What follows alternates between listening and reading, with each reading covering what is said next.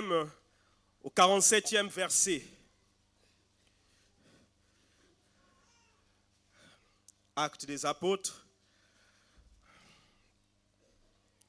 chapitre 2, au 44e au 47e verset. Nous lisons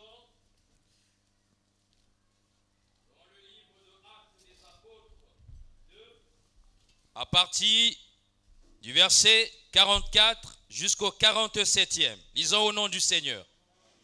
Ils vendaient leurs propriétés et leurs biens, et ils en partageaient le produit entre tous. 44e à partir du verset 44. 44 à 47, bien aimé. Acte 2.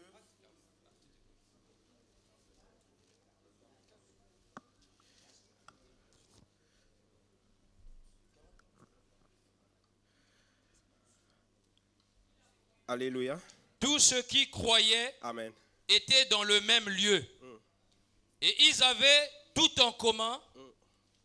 Ils vendaient leurs propriétés et leurs biens, et ils en partageaient le produit entre tous, selon les besoins de chacun. Ils étaient chaque jour tous ensemble assidus au temple. Ils rompaient le pain dans les maisons et prenaient leur nourriture avec joie et simplicité de cœur, louant Dieu et trouvant grâce auprès de tout le peuple.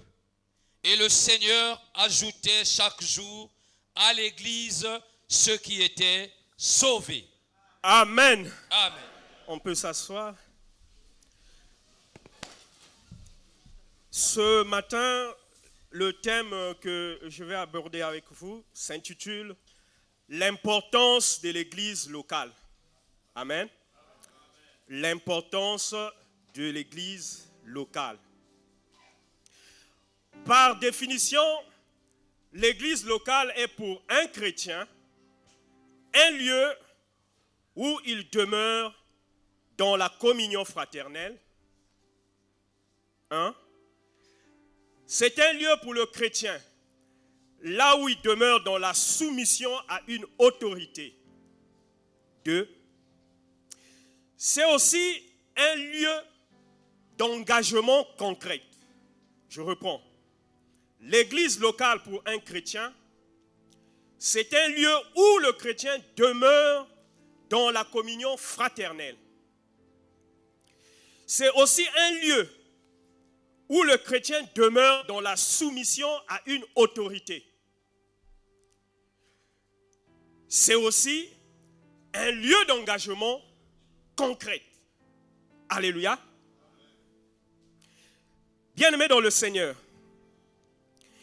la Bible nous dit que dans les Actes des Apôtres, que les apôtres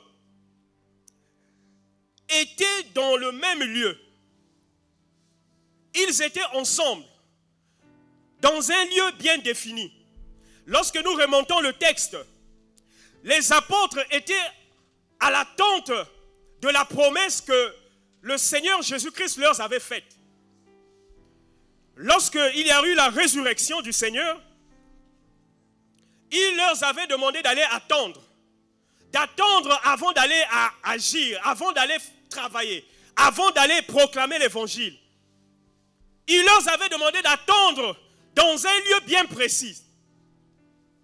Il y avait plusieurs lieux d'adoration à Jérusalem. Mais le Seigneur avait choisi un lieu bien défini. Là où il avait demandé aux apôtres d'aller attendre la manifestation divine de l'Esprit de Dieu. Alléluia. Alors, ce lieu étant défini, les apôtres se sont assidus. Ils se sont démêlés pour arriver en ce lieu que le Seigneur leur avait défini. Ils se sont assemblés. Ils se sont installés.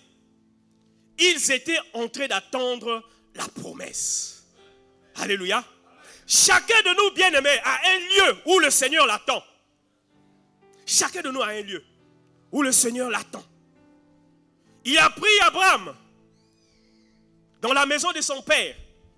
Il a sorti de la maison de son père. Il a traversé avec lui, dans la marche avec lui. Il a traversé les épreuves. Les difficultés, Abraham en a connu.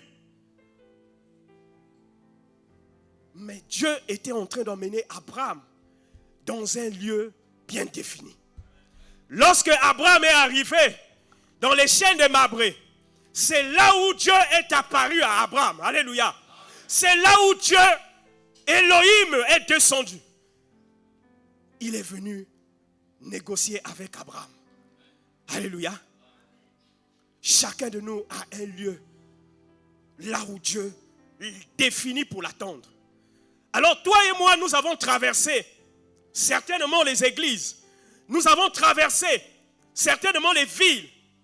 Nous sommes arrivés dans la ville de Pointe-Noire. Dans la ville de Pointe-Noire, nous avons fréquenté les églises. Nous avons fréquenté les lieux de prière, les lieux d'adoration. Alléluia. Chacun de nous sait là d'où il sort. Chacun de nous sait là où il était avant d'arriver dans ce lieu. Dieu a défini pour toi un lieu lorsqu'il t'a appelé dans cette ville. Alléluia. Tu n'as pas commencé aujourd'hui à Puy de Vie. Tu n'as pas commencé dans cette communauté. Avant de venir ici, tu étais quelque part. Tu étais en train d'adorer quelque part. Je ne savais pas, ou tu ne savais pas, si l'adoration que je faisais dans le lieu où j'étais était une adoration dédiée à l'Éternel. Alléluia. Voilà pourquoi ce matin, je vais te dire que Dieu ne définit pas un lieu pour un chrétien au hasard. Tout ce que Dieu fait est bon. Et il ne fait pas des choses au hasard. Bien-aimés, toi et moi, nous nous sommes retrouvés dans cette communauté. Pour certains, ça fait 15 ans, 14 ans, 2 ans, je ne sais pas. Nous nous sommes retrouvés dans cette communauté. Et ce lieu, Dieu nous dit ici là que ce lieu est un lieu de communion fraternelle. Alléluia. Une église locale, là où les saints s'assemblent, c'est un lieu de communion fraternelle. Lorsque les apôtres se sont réunis dans la chambre haute, ils étaient dans la communion fraternelle. Ils étaient en train d'attendre une expérience que le Seigneur leur avait promis. Toi et moi en ce lieu, quelle est l'expérience que nous attendons? Depuis que nous sommes ici, quelle est l'expérience que chacun de nous a vécue avec le Seigneur? Quelle est l'expérience? Quelle est l'expérience que chacun de nous a vécue avec le Seigneur? Dieu attend son oint. Il attend celui qu'il a appelé. Il attend celui qu'il a envoyé quelque part dans un lieu bien défini. Et ce lieu pour ce chrétien, ce lieu pour cet appelé, sera pour lui un lieu de communion, là où il va communier, là où il va glorifier le nom du Seigneur. Il dira, en ce lieu, l'Éternel m'a rencontré. En ce lieu, l'Éternel a fait de moi quelque chose. Alléluia. Lorsque l'Éternel a rencontré Moïse dans le buisson ardent, Moïse pouvait dire, j'ai rencontré celui-là, le je suis, dans le buisson ardent. Et il m'a donné le va. Et il a dit, va. Lorsque tu rencontres le Seigneur, tu rencontres l'Éternel des armées, dans un lieu bien précis, il te donne ce que ton cœur désire. Sinon, on devrait se poser la question. Nous venons de plusieurs communautés. Qu'est-ce que nous avons vécu là où nous étions? Est-ce que l'expérience que nous avons eue dans les autres communautés, c'est la même que je suis en train de vivre dans la communauté où je suis? Il faut se poser la question. Si ce n'est pas la même, tu n'es pas au bon endroit. Je vais te choquer, mon bien-aimé. Si ce que nous avons vécu dans d'autres communautés, dans les lieux d'adoration que nous étions, dans des lieux de prière là où nous avons marché, si nous ne vivons pas la transformation, si nous ne vivons pas ce que Dieu a prévu pour nous, nous ne sommes pas au bon endroit. tu n'es pas au bon endroit. Alléluia. Dieu choisit un lieu pour son oint. Dieu choisit un lieu pour son appelé. Il choisit pour toi un lieu là où tu dois adorer. Bien-aimés, je dois vous faire un témoignage avant de continuer. Lorsque nous sommes arrivés à Puy de Vie, ça fait près de 14 ans déjà. Oui, papa. Ça fait près de 14 ans depuis là-bas. Et lorsque je suis arrivé à Puy de Vie, je n'étais pas certain d'y rester. Mais lorsque j'ai commencé à écouter la parole, j'habitais vers Ngoyo Pespe, dans la même zone avec l'ancien Michel. Une fois, je suis monté dans le même taxi que l'ancien Michel. On venait au centre-ville, je pense. On était en train de causer, je lui ai, s'il se rappelle, je lui ai dit, mais lorsque le pasteur là prêche, c'est comme s'il est en train de prêcher une parole que j'ai déjà écoutée. Il est en train de prêcher comme prêchent ceux qui sont dans le message. Il remonte les profondeurs que je n'ai jamais écoutées. Et l'ancien Michel m'a dit non, il n'est pas dans le message. Et j'ai commencé à continuer à marcher. Mais je n'étais pas toujours convaincu. J'ai dit Seigneur, il faudrait que tu me montres le lieu où je suis. Est-ce que je suis au bon endroit? Alléluia. Tu as dit que tu es un Dieu qui parle. Tu es un Dieu qui écoute. Alors, parle-moi. Montre-moi le lieu où je me trouve. Est-ce que je peux continuer la marche là où je suis? Bien-aimé, si tu n'es pas au bon endroit, tu perds ton temps. Si tu n'es pas au bon endroit, tu vas mal adorer. Alléluia. Le lieu où tu adores, ça doit être un lieu où le Seigneur t'a défini. Sinon, il ne va pas te rencontrer là. J'ai prié. Il n'y avait pas toujours de réponse. J'en ai parlé à mon épouse. J'ai dit, Église Mbekena Kwendaina. Et là, on était déjà arrivé ici. On suit le pasteur là et ça fait longtemps. Mais moi, j'ai envie de savoir. Elle m'a dit, oui, c'est normal, c'est la parole. On doit savoir. Et on a prié. Et une nuit, le Seigneur m'a fait voir. Il m'a fait voir. J'ai vu le pasteur. Il était assis sur un fauteuil. Et à ses côtés, il y avait son épouse qui tenait son épaule. J'ai vu. Devant lui, il y avait un tapis. Je me suis réveillé. Et quand je me suis réveillé, mon épouse me demande qu'est-ce qu'il y a. Tu as rêvé? Tu as vu quelque chose? J'ai dit oui. Elle me dit moi aussi j'ai vu quelque chose. Alléluia. Le Seigneur nous avait parlé au même moment. On a dit c'est là.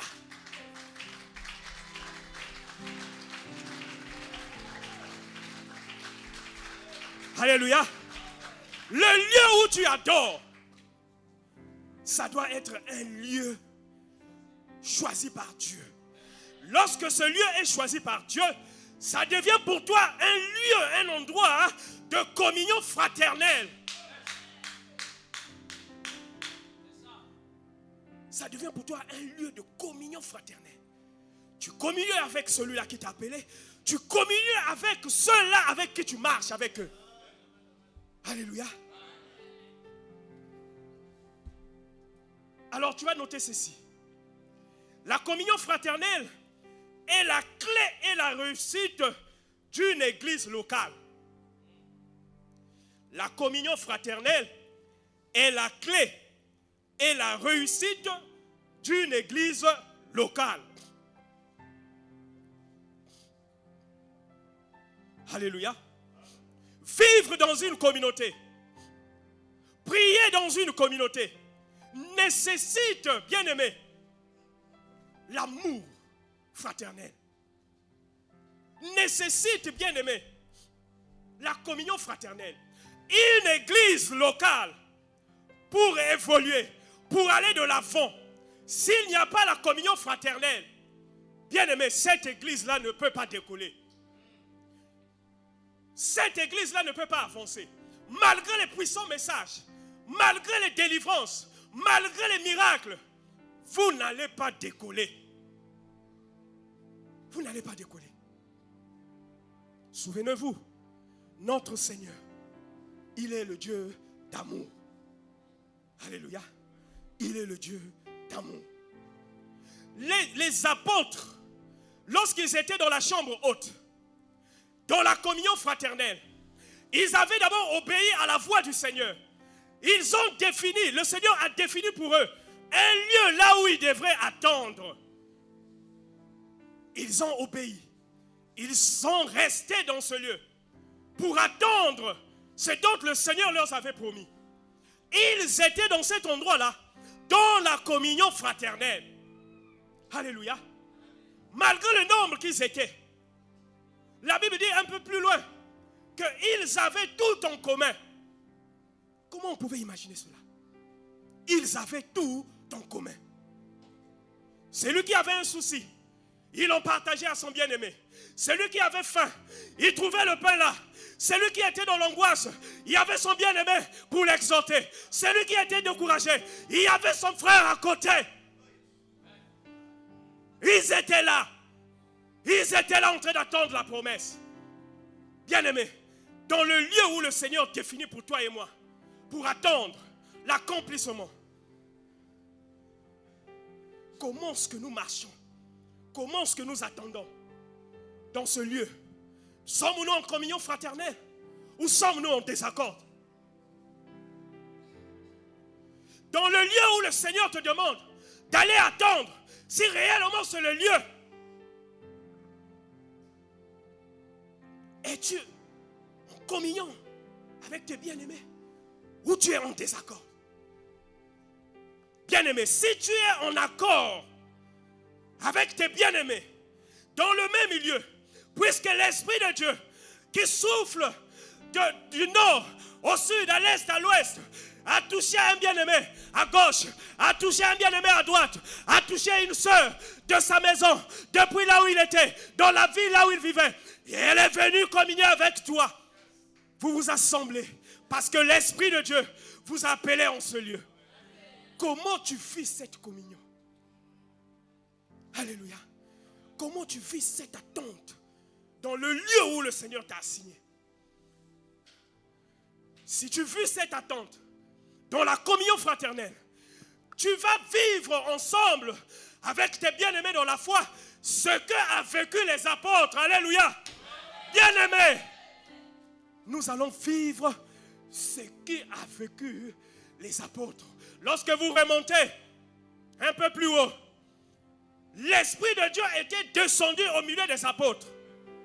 L'Esprit de Dieu a soufflé, la Bible dit, comme un vent impétueux. L'Esprit de Dieu a rempli tous ceux qui étaient dans la salle. L'Esprit de Dieu n'a pas sauté un seul. J'ai trouvé ça. Il n'a pas sauté un seul. Bien-aimé, lorsque le lieu défini pour toi, pour attendre l'exaucement de quoi que ce soit de Dieu, lorsque ce lieu-là, tu le fais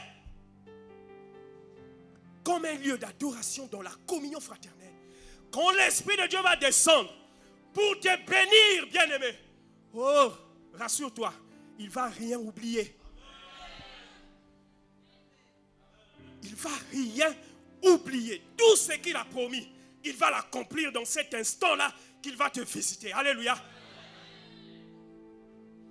L'Esprit de Dieu, lorsque il a soufflé au milieu des apôtres, cet esprit a rempli tous ceux qui étaient dans la salle.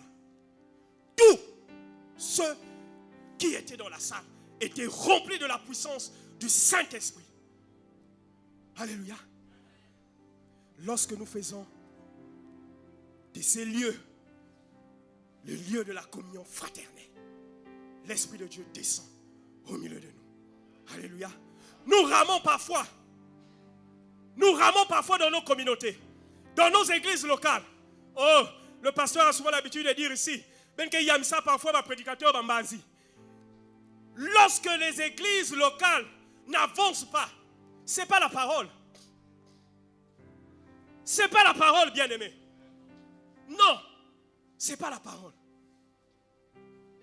Lorsque l'église locale marche selon l'Esprit de Dieu, bien-aimé, lorsque cet esprit descend, cet esprit-là n'oublie personne. On serait loin avec le Seigneur. C'est parce que, au lieu de vivre la communion fraternelle, oh bien-aimé, nous vivons dans la désolation. Nous vivons dans les murmures. Nous vivons dans tout ce qu'on peut s'imaginer pour bloquer l'œuvre du Seigneur. Bien-aimé, nous ne pouvons pas arrêter ou bloquer l'œuvre du Seigneur. Il y a eu beaucoup d'exemples dans la Bible où ceux-là qui ont voulu arrêter l'œuvre du Seigneur, ils ont eu ce qu'ils ont voulu avoir. Lorsque nous prenons la sœur de Moïse, Myriam, c'est Myriam qui a loué lorsqu'ils ont traversé la mer Rouge. C'est Myriam qui a pris les cymbales en train de chanter les louanges de l'Éternel. C'est elle, la responsable des chants. Elle a conduit la louange. Il y a une puissance qui était au milieu du peuple. Mais après la marche, quand ils ont arrivé à un moment donné, c'est Myriam associée avec les bien-aimés qui ont commencé à murmurer contre Moïse. Au milieu d'une communauté, quand ces choses-là arrivent, Dieu arrête la marche. Si ces choses-là ne sont pas réglées, vous ne pouvez pas continuer. Yes. Alléluia. Amen. Si Dieu ne règle pas ces choses, vous ne pouvez pas continuer. La marche est arrêtée. C'est la même chose dans nos communautés. C'est la même chose dans nos églises locales. Tant que nous avons les frustrations, tant que nous avons les murmures, tant que nous avons les choses contre nos bien-aimés, vous ne pouvez pas continuer. N'oubliez pas, nous sommes dans un lieu de communion fraternelle. Gardez ça en tête, mes bien-aimés. Vous ne pouvez pas continuer si vous ne réglez pas ces choses. Vous ne pouvez pas avancer. On peut beau vous prêcher des messages puissants. Vous ne pouvez pas avancer. Dieu était obligé d'arrêter la marche, d'arrêter le ministère de Moïse pour un moment, pour régler cette situation. Et nous connaissons la suite. Myriam a été frappée de la lèpre. Et tous ceux-là qui étaient à côté, il y en a à qui la terre s'était ouverte et Dieu les avait engloutis. Pour régler la situation, on ne peut pas arrêter l'avancement de l'œuvre du Seigneur. Alléluia. Mais lorsque Dieu constate au milieu d'une communauté, au milieu d'une assemblée, quand Dieu constate des choses qui peuvent faire à ce que sa manifestation divine ne puisse pas se manifester dans cette communauté, il arrête la marche. Vous allez ramer des années. Vous allez ramer pendant des années. Je ne sais pas combien de temps ça avait duré pour Myriam. Alléluia. Mais pour nous, combien de temps ça dure? Alléluia. La communion fraternelle dans une communauté. La communion fraternelle, c'est la clé de la réussite d'une église locale. Combien de fois ça dure? Combien de fois la marche est arrêtée? Combien de fois? Depuis combien de temps? Depuis combien de temps que nous n'arrivons pas à décoller? C'est qu'au milieu du peuple, au milieu de nous, il y a livré Alléluia. Il y a livré au milieu du peuple.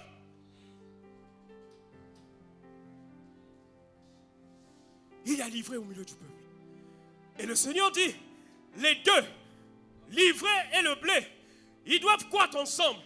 Mais il y aura un moment, le blé doit continuer seul. Le blé doit continuer tout seul.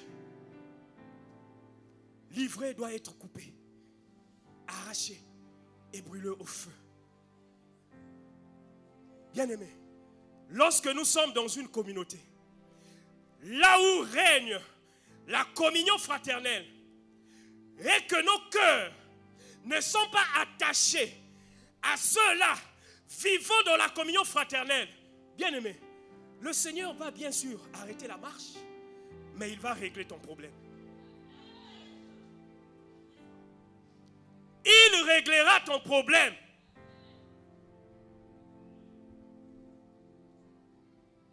Alléluia.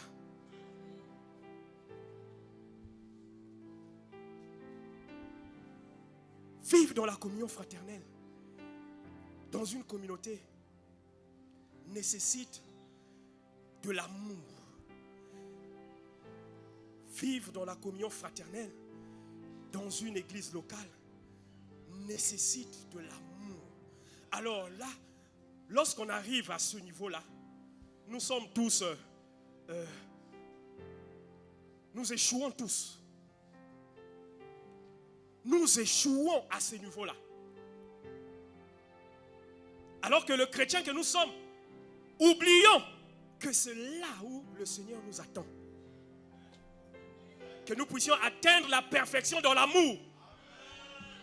Il a dit sans l'amour. Sans l'amour, personne ne... Là-bas, il n'y a pas de querelle. Là-bas, il n'y a pas de dissolution. Là-bas, il n'y a pas de parti pris, il n'y a pas de sectarisme. Là-bas, il n'y a pas de murmure. Là-bas règne l'amour, l'amour divin.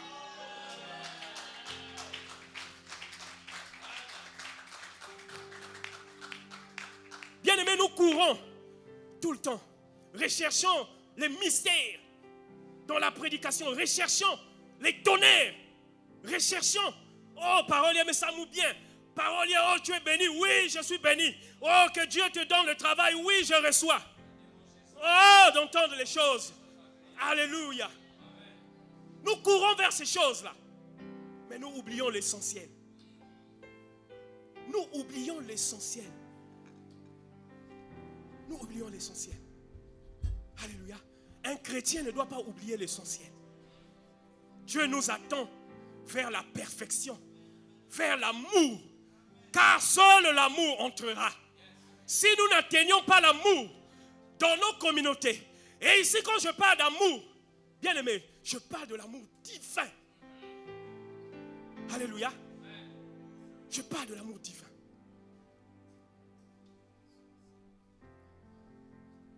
Hébreux 10.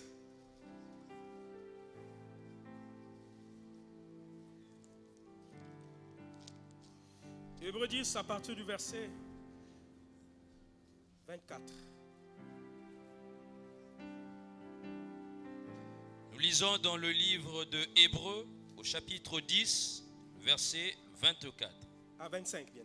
À 25. Veillons les uns sur les autres pour nous exciter à la charité et aux bonnes œuvres. Verset 25. N'abandonnons pas notre assemblée, comme c'est la coutume de quelques-uns, mais exhortons-nous réciproquement, et cela d'autant plus que vous voyez s'approcher le jour. Amen. Bien-aimés, la Bible nous demande, la parole nous demande de veiller sur les uns et les autres. De veiller sur les uns et les autres. Pour faire quoi? Pour nous exciter à la charité. Pour nous pousser vers l'amour. Le Seigneur nous demande cela. Mais la question que nous devons nous poser encore, comment je veille? Comment tu veilles sur ton bien-aimé? Veillons-nous de la bonne manière? Comment nous veillons, bien-aimés? Est-ce que nous veillons selon la parole? Alléluia. La Bible nous demande de prier pour les uns et pour les autres. Lorsque nous veillons sur nos bien-aimés, la première des choses que nous devons faire, c'est de prier pour nos bien-aimés. C'est la première meilleure manière, si je peux le dire comme ça, de veiller sur son bien-aimé. D'abord, de prier pour son bien-aimé. Que ton intelligence, ton vouloir, ta sagesse ne te pousse pas d'aller parler à ton frère sans pourtant prier pour lui. C'est là où les chrétiens échouent. C'est là où nous échouons dans nos communautés. Nous nous précipitons pour aller parler. Frère,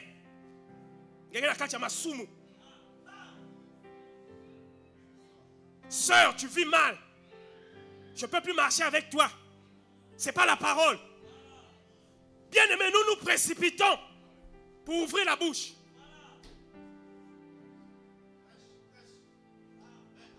L'apôtre Paul. Comment nous veillons?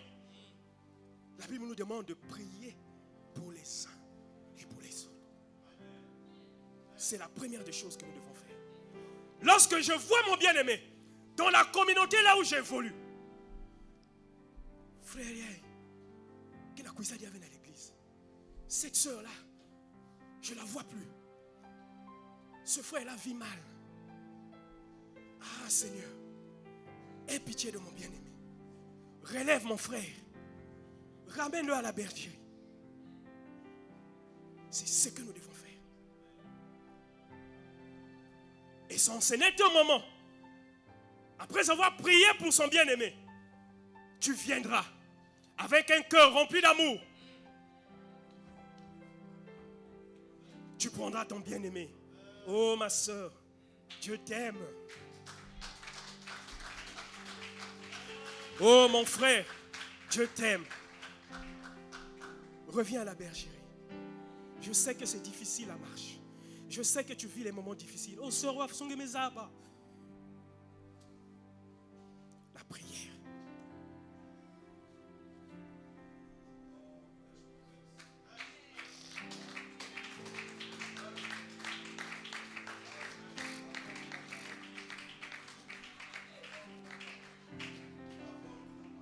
Comment tu as su, mon frère? C'est la parole, c'est la prière. Tu étais dans un lieu caché. Tu as pris ton bien-aimé dans le lieu caché. Tu l'as élevé avec toi à ton niveau. Oh Seigneur, pardonne-nous.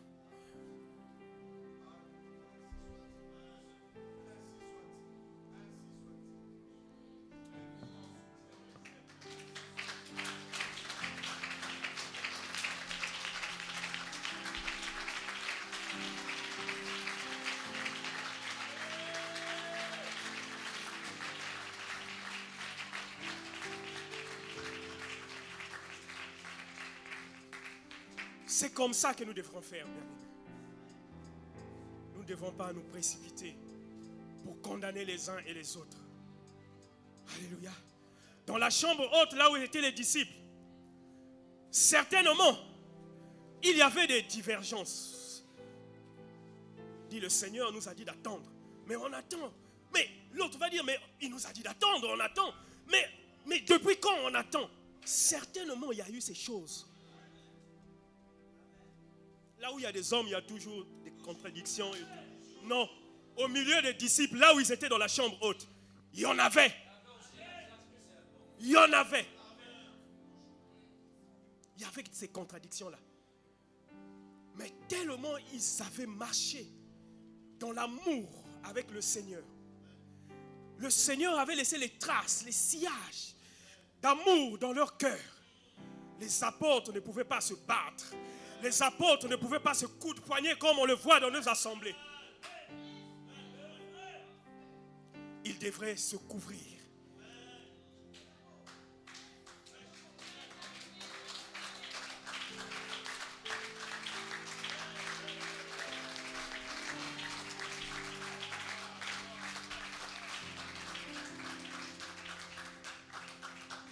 Alors ce matin, bien-aimé, je me pose une question. Je veille comment? Comment est-ce que je veille dans ma communauté? Comment est-ce que je veille même dans ma famille? Comment est-ce que je veille même dans mon lieu de service? Je veille comment? Comment est-ce que je veille sur mes prochains? Comment? Est-ce que je veille en parlant mal de mon bien-aimé? Est-ce que je veille en condamnant tout le temps mon bien-aimé? Oh bien-aimé, il y a eu un homme dans la Bible, le frère Nick l'a dit ici là pendant la modération. Cet homme-là a veillé en mal. Certainement, on lui avait confié la charge de son petit frère, Caïn. Caïn a veillé en mal de son frère. Lorsque Caïn marchait avec son frère, certainement ils étaient dans la joie d'aller faire la cueillette, d'aller faire la chasse. Certainement, ils étaient dans la joie dans leur marche lorsqu'ils étaient ensemble. Mais la Bible ne le dit pas. Si Adam et Ève avaient demandé à Caïn de veiller sur son frère, ce n'est pas mentionné. Lorsque tu marches avec ton bien-aimé, tu deviens automatiquement l'œil de ton bien-aimé. Vous veillez sur les uns et sur les autres.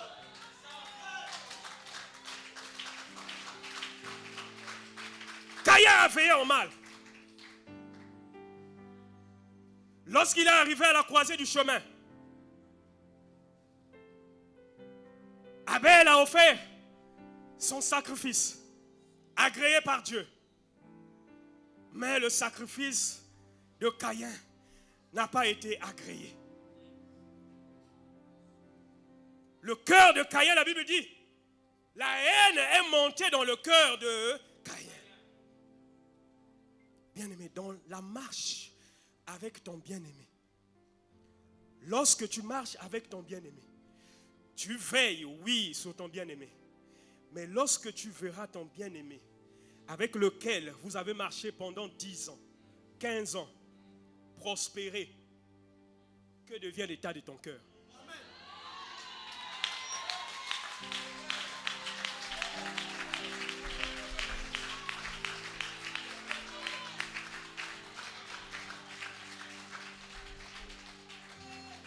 Que devient l'état de ton cœur?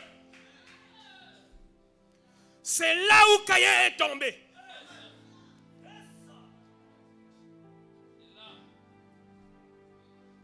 Et lorsque Dieu lui demanda, Caïn, Caïn, où est ton frère? Oh, Mounier, celui-là. Moi, je ne suis pas son gardien. Celui-là qui est béni. Mais bah, tu vas accompagner.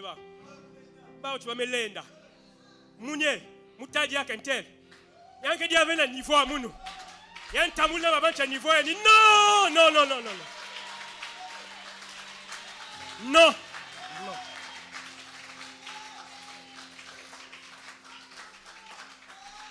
Non. Non. C'est en ce net moment-là que Caïn a tué son frère. Ne tuons pas nos bien-aimés dans la foi. Lorsque nous veillons mal.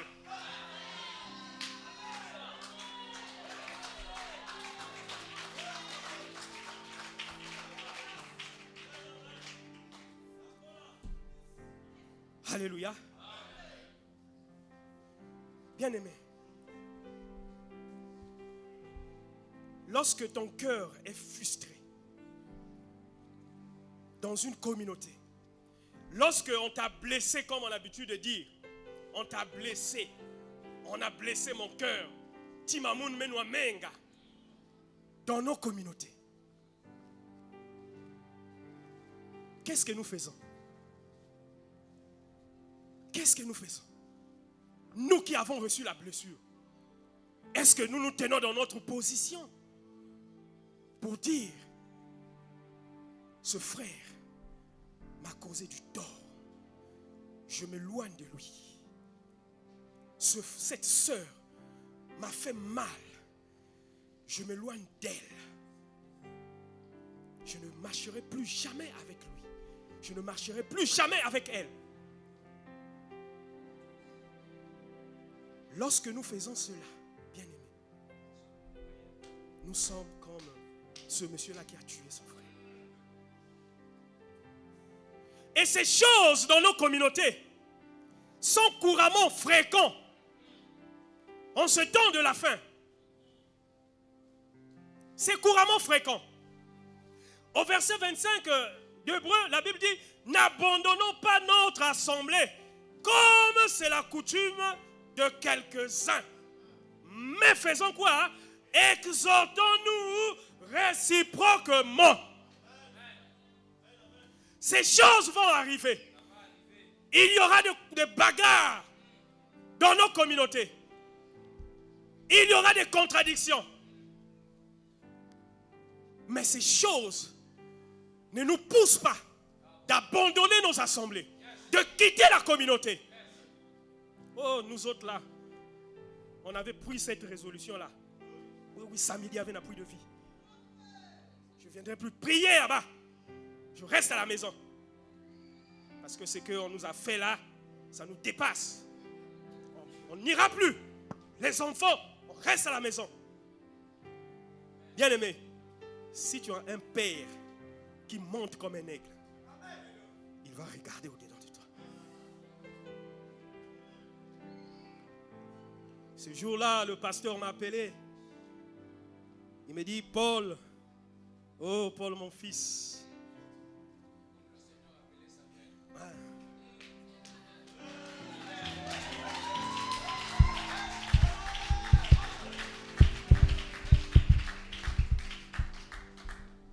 Il a dit, je sais que c'est difficile, mais n'abandonne pas la marche. C'est ça que nous devons faire.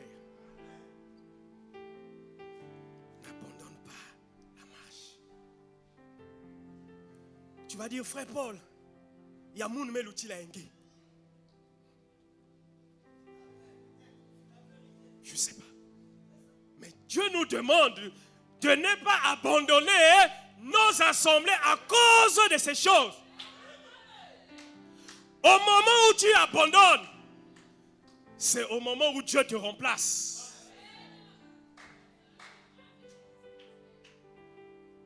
Au moment où tu abandonnes ton assemblée, puisque c'est là, tu as été convaincu dans ton cœur, c'est là où Dieu va me visiter. Bien-aimé, quand tu te refroidis, tu abandonnes ta communauté, Dieu vient te remplacer. Au moment où il allait te bénir, au moment où il allait te donner une parole d'encouragement, il te trouve absent à ton poste. Si les disciples étaient absents dans la chambre haute, ils ne devraient pas recevoir l'Esprit Saint. Ils ne devraient pas être remplis de l'Esprit Saint. C'est parce qu'ils étaient à leur poste. Que les soucis, les murmures, les injures, les tribulations ne nous donnent pas l'occasion d'abandonner nos assemblées. Restons là où le Seigneur nous a mis.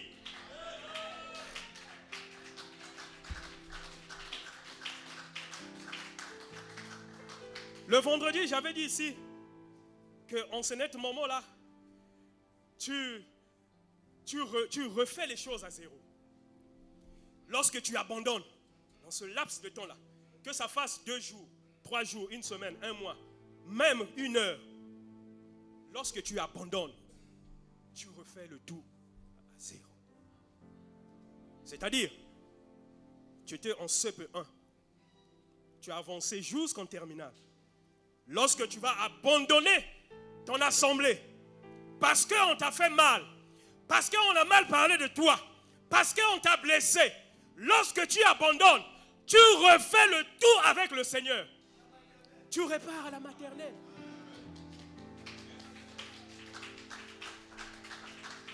repars à la maternelle. Bien-aimé, si tu étais chaud dans la prière, tu avais des visions. Mais comme si Dieu, notre Dieu, c'est un Dieu d'amour. Lui, il n'est pas au milieu de la haine. Il ne vit pas dans la haine. Il vit dans l'amour. Il ne va plus te visiter. Son esprit se tient à côté. Il attend. Il attend. Jusqu'à ce que tu vas retrouver le chemin. Mais quand tu vas retrouver le chemin, bien-aimé, tu vas apprendre encore le B de l'alphabet. Il y a que A. Ça c'est B. Ça c'est C. Oh, tu vas poser la question, ça c'est quoi? C'est C. Je ne comprends pas. C'est C. Jusqu'à ce que tu vas comprendre C. Après tu vas décoller jusqu'à Z. Tu as connu ces choses. Tu as connu la bénédiction. Tu as connu la guérison. Tu as connu toutes ces choses lorsque tu étais dans la présence de Dieu. Mais lorsque tu te décales, tu te cartes, tu fais monter la haine, tu méprises les bien-aimés. Lorsque tu t'éloignes de la présence de Dieu, il va te dire, mon fils n'a pas encore compris là où je vais l'emmener. Il va te dire, ma fille n'est pas encore arrivée là où je vais l'emmener. Alors assois-toi encore. Assois-toi encore à l'école de Puits de Vie. Assois-toi encore en train d'apprendre. Assois-toi encore pour écouter la voix. Assois-toi encore pour être instruit.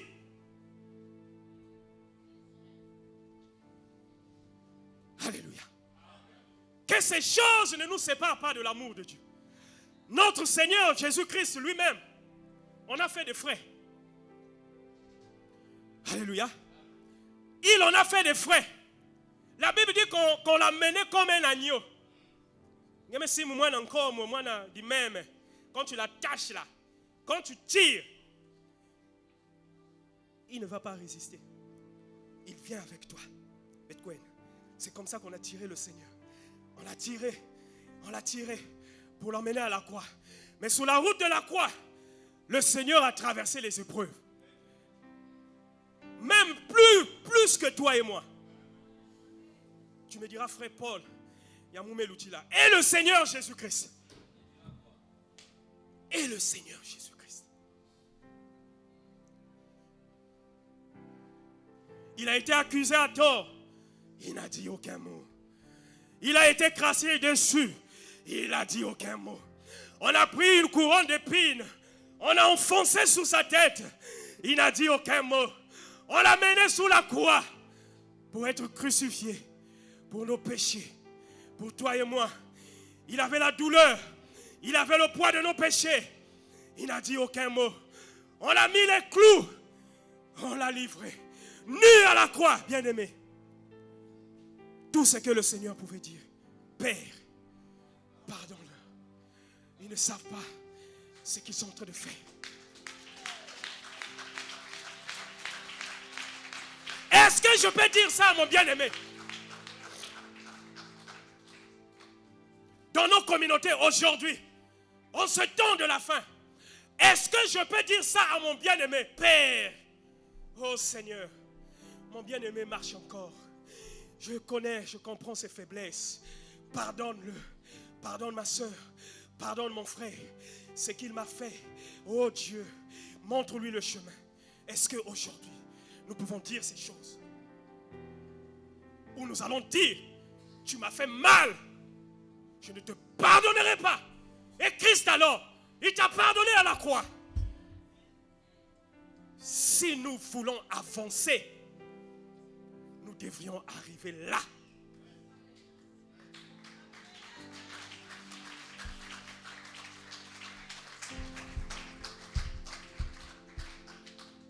Christ a souffert. Il a souffert. D'ailleurs, il a dit que celui qui veut me suivre, qu'il renonce à lui-même et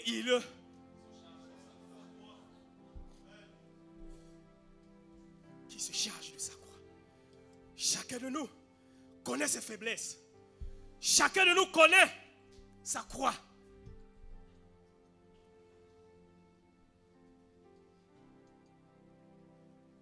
Ces choses ne doivent pas nous pousser à abandonner nos assemblées.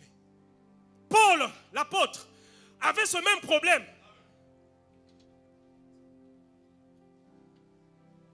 Dans l'église des Philippiens, dans la vie de Philippiens là-bas, il avait le même problème avec Syntyche et Évodie. Paul avait ce même problème. Il a envoyé une lettre disant que dites à Syntyche et Évodie d'être d'un commun, d'avoir les mêmes sentiments dans la marche avec le Seigneur. Il y avait ces choses que nous vivons aujourd'hui. Syntyche et Évodie avaient des contradictions. Ils avaient certainement des problèmes, des disputes tout le temps. Paul les a demandé d'être en commun accord.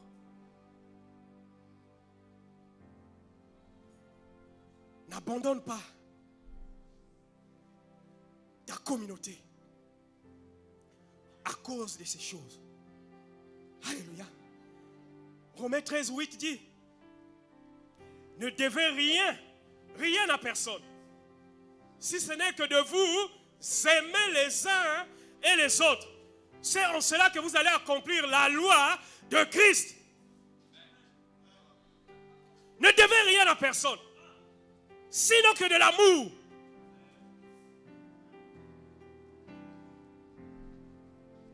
Frère, je te dois l'amour. Ma soeur, je te dois l'amour.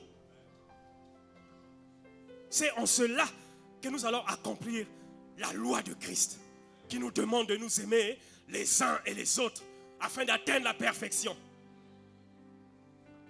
Alléluia.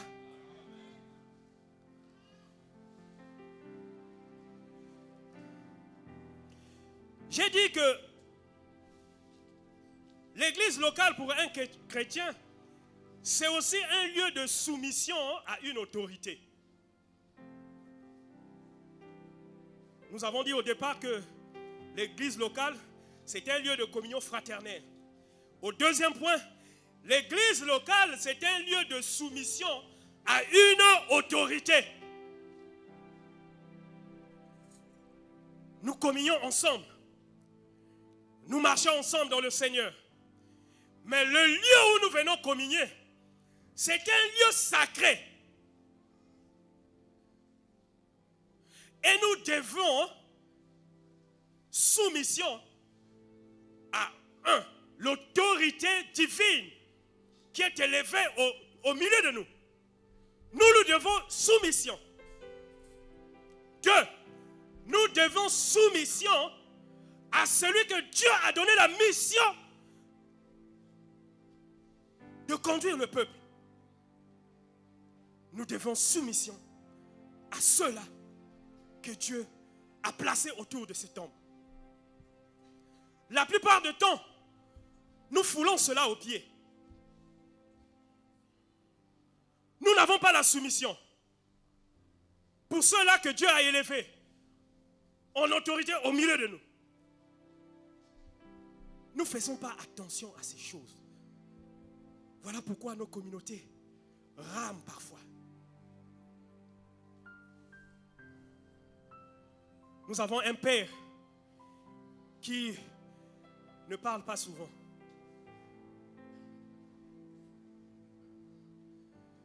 Mais n'attends pas le jour où on viendra régler ton problème du haut de la chair. Amen.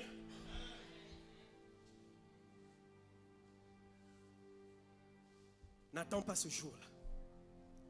Nous devrions soumission à l'homme que Dieu a appelé pour nous paître.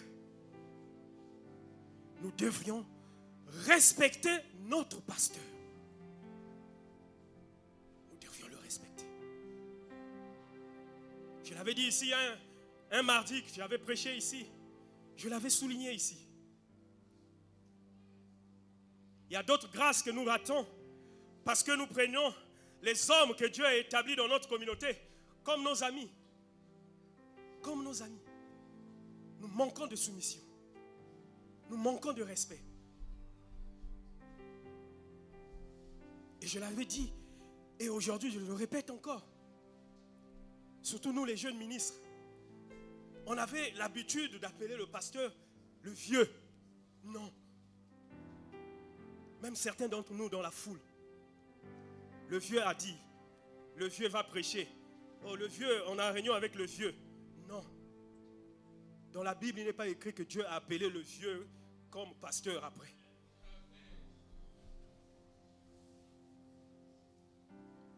Il est écrit que Dieu a appelé les pasteurs. Il a appelé les apôtres, les évangélistes. Les anciens aussi sont derrière. Les diacres, les diaconesses. C'est la diaconesse. C'est le diacre.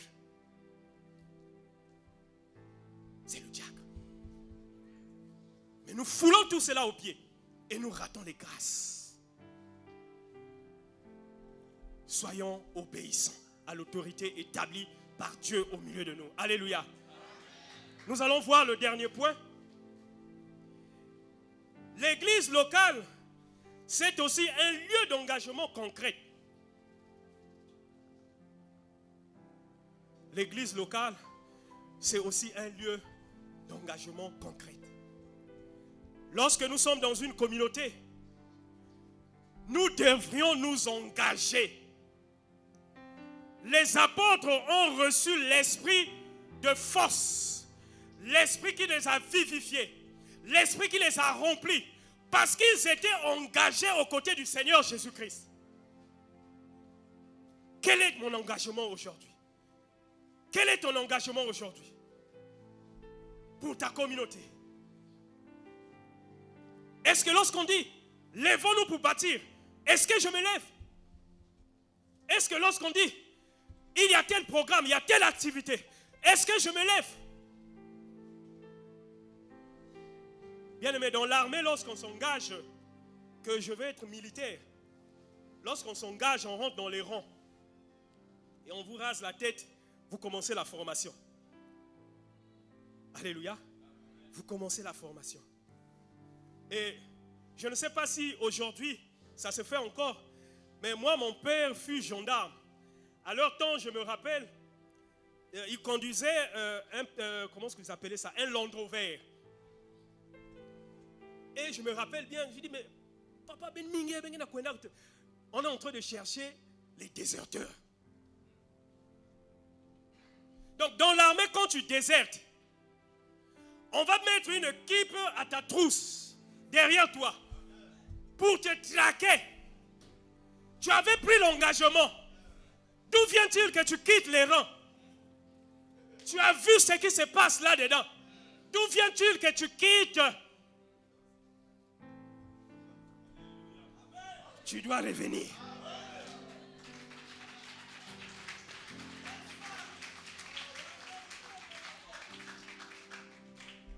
Lorsqu'on vient dans une communauté, lorsqu'on s'engage, Mounouni Aoua, je l'ai dit au départ, il faut que tu sois sûr. Si tu n'es pas sûr, tu perds ton temps. Mais si c'est là que tu dois s'aimer, bien aimé, lorsque tu t'engages, engage-toi corps et âme. Engage-toi corps et âme. Combat le bon combat. Continue de courir. Continue. Il y a une couronne certainement à la fin. Ne te dis pas aujourd'hui, je suis fatigué. Dis que la parole, c'est une épée à... Je vous frappe. Elle me frappe aussi. Depuis qu'on avait décrété la prière des responsables des départements, il y a eu des moments où je réfléchissais parfois à la maison. Je dis, ou bien que samedi, je suis fatigué. 17h, je pars à l'église jusqu'à 18h, 18h30. Le temps de marche, j'arrive à la maison 19h. c'est dimanche. Je dois me lever à 5 heures pour repartir encore à l'église jusqu'à midi. Nada. Je reste à la maison. Non. Non. Nous devions faire violence. Nous ne devons pas abandonner. Nous ne devrions pas quitter les rangs. Nous devrions rester alignés. Donnons-nous corps et âme pour l'avancement de l'œuvre. Bâtissons ensemble.